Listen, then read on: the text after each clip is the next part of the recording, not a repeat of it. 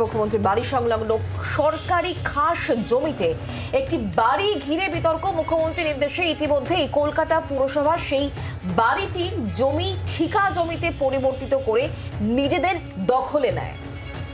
জানা গিয়েছে মুখ্যমন্ত্রীর বাড়ির ঢোকার ঠিক বাঁদিকেই সরকারি খাস জমিতে দীর্ঘদিন ধরে একটি বাড়ি ছিল, যেটি মুখ্যমন্ত্রীর বাড়ির এক সদস্য বিভিন্ন কাজকর্মে ব্যবহার করতেন।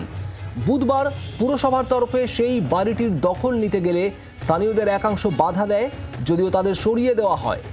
জানা গিয়েছে মুখ্যমন্ত্রীর বাড়ির সামনে যে পুলিশ কর্মীরা ডিউটি করেন, বাড়িটি তাদের ব্যবহারের জন্য দেওয়া হয়েছে।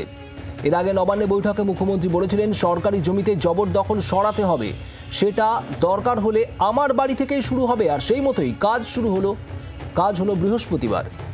আমরা বিষয় নিয়ে কথা বলবো। দেবারতী আমাদের সঙ্গে রয়েছেন, আমাদের প্রতিনিধি টেলিফোন লাইনে। দেবারতী, কি খবর পাওয়া যাচ্ছে, ঠিক কি হয়েছে?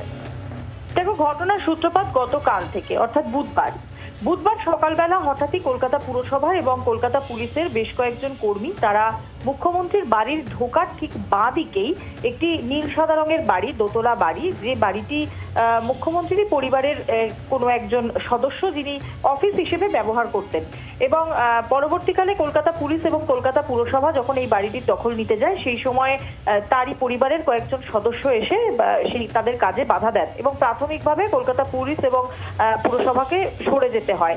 এবং স্থানীয় বেশ কিছু ওই ঠিক অফিসের পেছনেই হরিজনদের একটি বসতি রয়েছে দীর্ঘদিন ধরে, দীর্ঘ কয়েকশো বছর ধরে।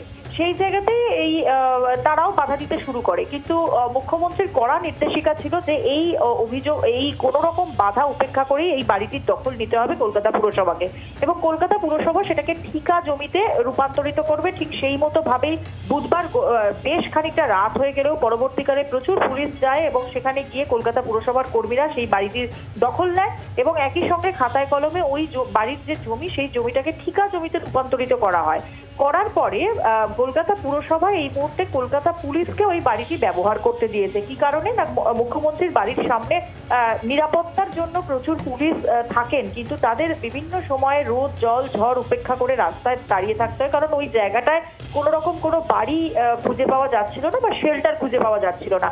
পরবর্তীকালে মুখ্যমন্ত্রী জানান যে এই বাড়িটি সরকারি কাজেই ব্যবহৃত হবে, যেহেতু সরকারি জমিতে এই বাড়িটি গড়ে উঠেছে। সেই কারণেই বাড়িতে আজকে আমরা যখন গেলাম, সেখানে গিয়ে দেখলাম যে পুলিশ পোস্ট এই স্টিকার সাঁটিয়ে দেওয়া হয়ে গেছে।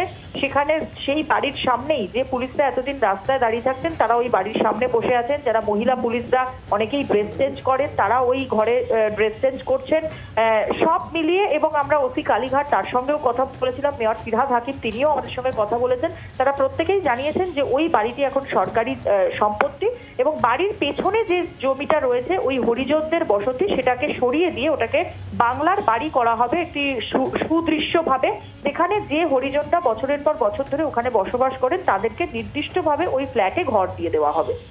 ধন্যবাদ দেবারতী। এই বিষয় নিয়ে ফিরহাদ হাকিম তার বক্তব্য কি এবং পুলিশের তরফ থেকে বা কি বলা হচ্ছে শোনাবো।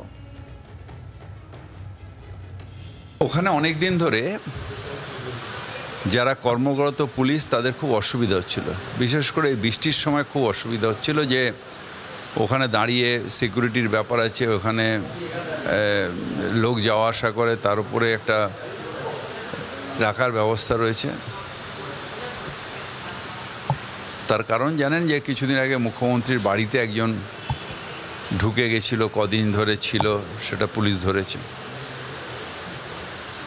তাই ওখানে ওদের দাঁড়ানোর অসুবিধা ছিল। পুলিশ প্রশাসন থেকে বারবার আমাকে বলা হচ্ছিল যে একটা ব্যবস্থা করে দিতে। ওখানে আমরা একটা বাড়ি পেয়েছি যেটার কোনো মালিকানা নেই, স্টেটের প্রপার্টি।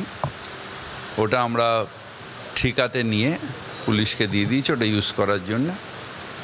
সরকার এত বড় যে ইন্ডিভিজুয়াল কে বাধা দিল না দিল কি যায় আসে না, আমরা আইন অনুযায়ী চলব এবং আইন অনুযায়ী ওটা আমাদের সরকারের প্রপার্টি, সেটাই পুলিশকে ব্যবহার করতে দেওয়া হয়েছে।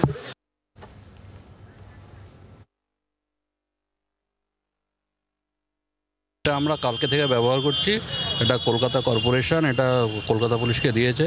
এখানে তো বিভিন্ন শিফটে, প্রায় 3টে শিফটে ডিউটি হয় এবং অনেক পুলিশ ডিউটি করে, তাদের বসার জন্য একটা অনেক দিন ধরে একটা সমস্যা ছিল।